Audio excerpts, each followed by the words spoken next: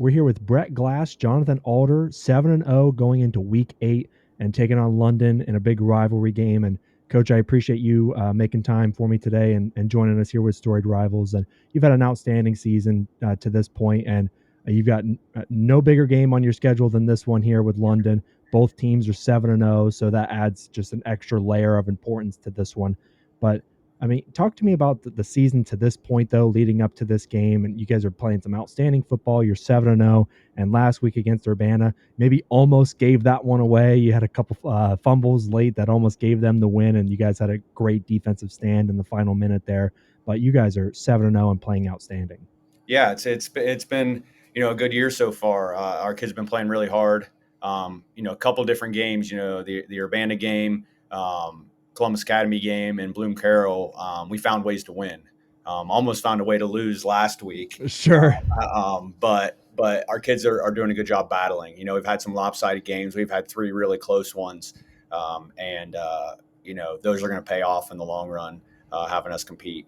But yeah, our kids have been doing well. New staff coming in this year, even though I'm kind of an old staff member being the head coach Right. prior, but new defense coordinator and things. So they're still learning how we do things, but it's been a good start.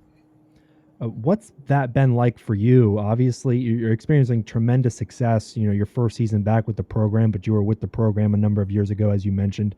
What's the whole process been like for you? And are you surprised that you guys are maybe 7-0, just given kind of just the new things that are going on with the program and you coming back? Yeah, it's been a pleasure being back. I mean, it's been great. I told the kids when I first got the job, even though I left for a few years, I was never done being a pioneer.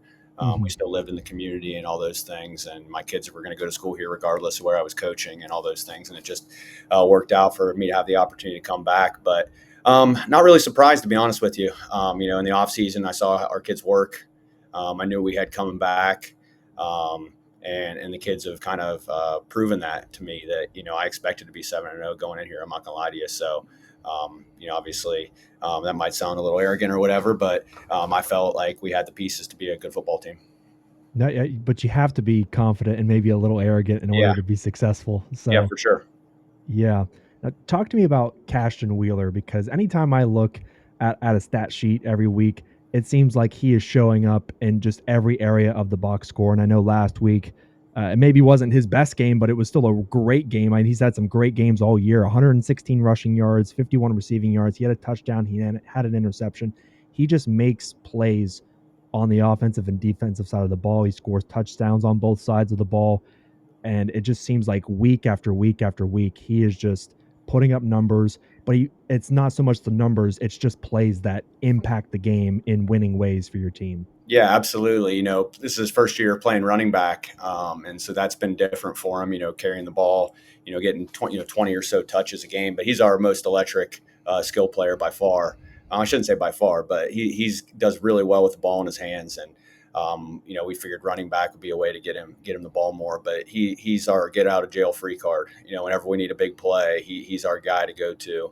And I'm sure other teams know that too. But yeah, he just had a great senior season so far, and we're looking for more of coming up here. Yeah. Now with London and this rivalry, these are is one of the games that uh, you kind of mark this one in red ink, not necessarily black ink, I Mhm. guess. But um, I had to kind of dig a little bit because both of you guys are undefeated, which I think is really unique as you enter this stretch run of the season.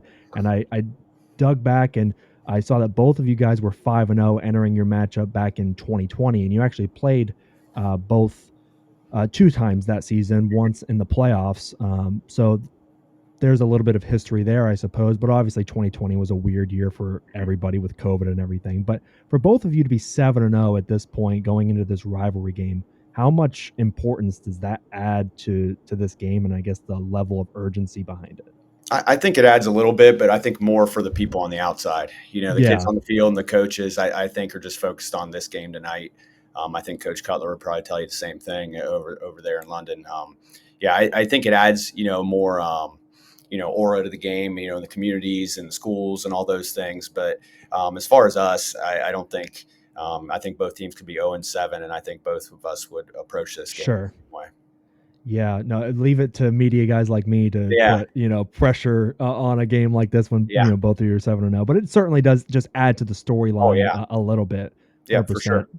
But with London, obviously they're 7-0 and they're playing some outstanding football, especially the last 3 weeks. They've pitched 3 straight shutouts, 42 to nothing, 47 to nothing, 48 to nothing. Both of your offenses are explosive. You guys put up points, but I mean the defenses are also great too. On film, like when you look at this football team, and obviously you've had this game earmarked, but what do you see on film and what challenges do they pose to your offense as far as getting guys like Cashton the ball and just making things easy for your offense? And I guess the defensive side of the ball as well. Yeah, offensively, with their defense, they're really good at being multiple.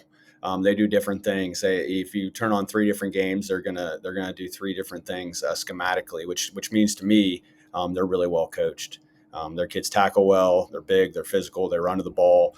In the secondary can play multiple coverages. So anytime you have that in a high school football team, makes things tough on the play caller, makes things tough on the quarterback. So we just have to have a plan and then be able to adapt to what they're doing.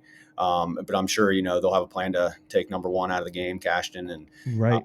and I'm everybody's going to try to do that. So just be on our ability to adapt as the game goes on, and make sure we're taking what they give us. Defensively, for us, they are just a meat grinder up front on offense. They're wing tee. Get as many guys to the point of attack as possible. It's what they've always been since we've played them here before when I was here, and um, they're just going to try to out physical you, out muscle you, and just beat you. And it's up to our kids to stand up to that and take it back to them. And that's what we've preached all week.